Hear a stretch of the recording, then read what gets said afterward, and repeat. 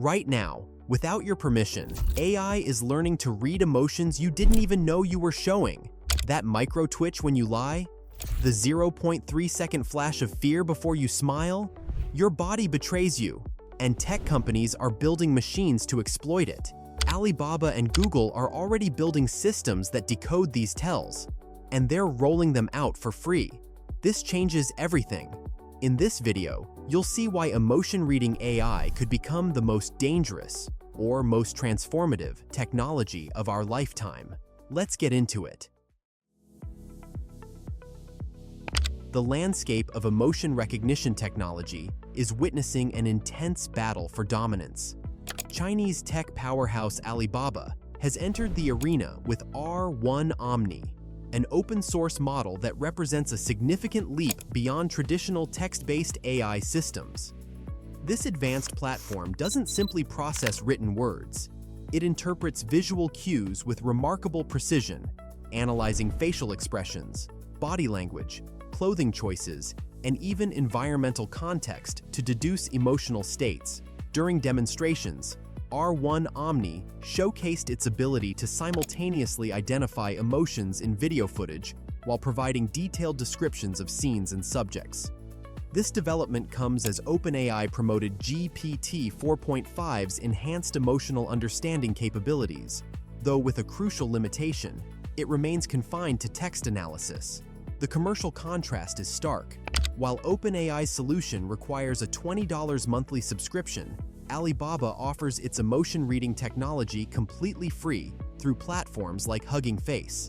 This pricing strategy reflects the intensifying competition in China's AI sector, where companies like DeepSeek have challenged ChatGPT's dominance, prompting Alibaba to accelerate its AI initiatives through partnerships with major players, including Apple.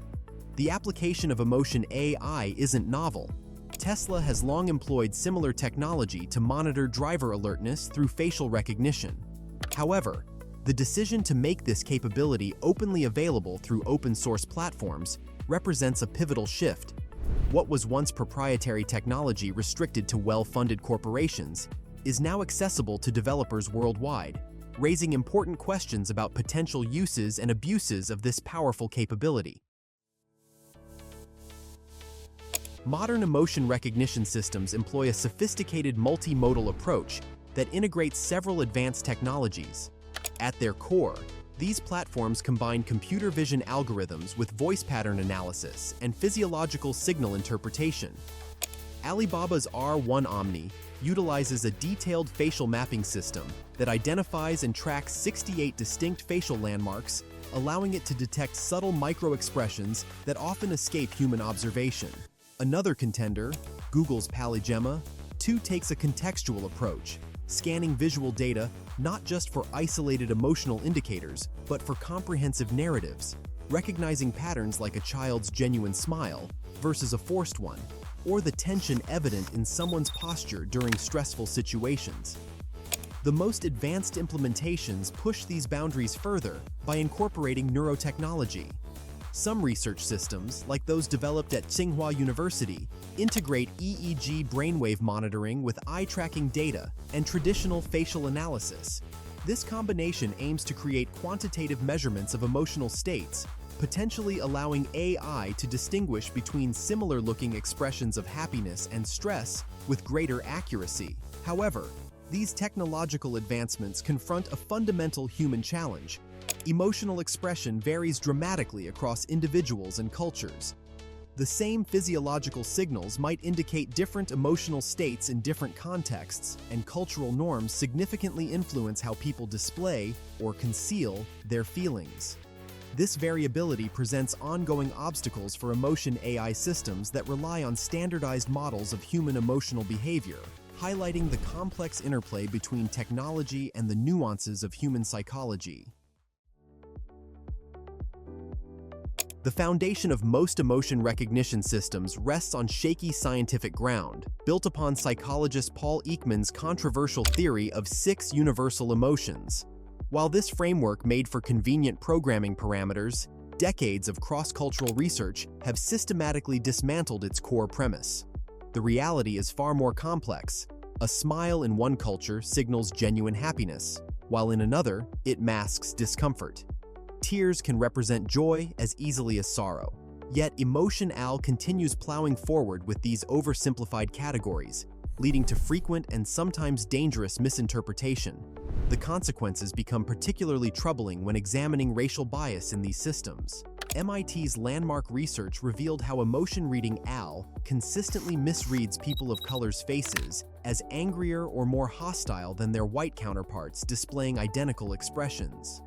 Google's Polygemma, too, claims to have mitigated these issues, but their refusal to release full bias testing protocols raises red flags.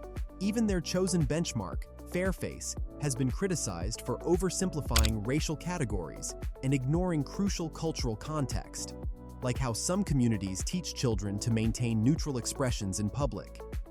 These technological shortcomings create real-world absurdities.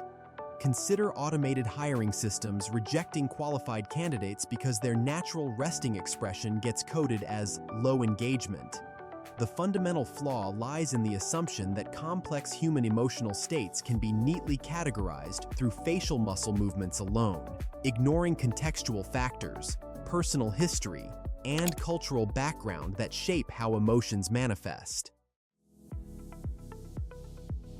The potential for abuse of emotion recognition technology creates disturbing scenarios that seem pulled from dystopian fiction but grow more real each day. Imagine a world where job prospects hinge on an algorithm's reading of your interview micro-expressions, advertisers exploit moments of vulnerability, or governments monitor public morale through cameras. Concerns have been raised over advanced surveillance tech in parts of China, especially in regions with large ethnic minority populations. Meanwhile, the EU has proposed limits on emotion recognition in sensitive settings like schools and workplaces, though their effectiveness is under debate due to loopholes and patchy enforcement. These systems' inability to truly understand emotions is a major concern. They make probabilistic guesses based on flawed models. Yet these guesses can have real impacts in high-stakes environments. Law enforcement agencies have tested AI claiming to predict criminal intent from facial analysis, despite evidence that such tools unfairly target minorities. Marketing firms are eager for emotion-tracking billboards that tailor ads to viewers' unconscious reactions. Perhaps most alarming is how these systems often work without consent or transparency.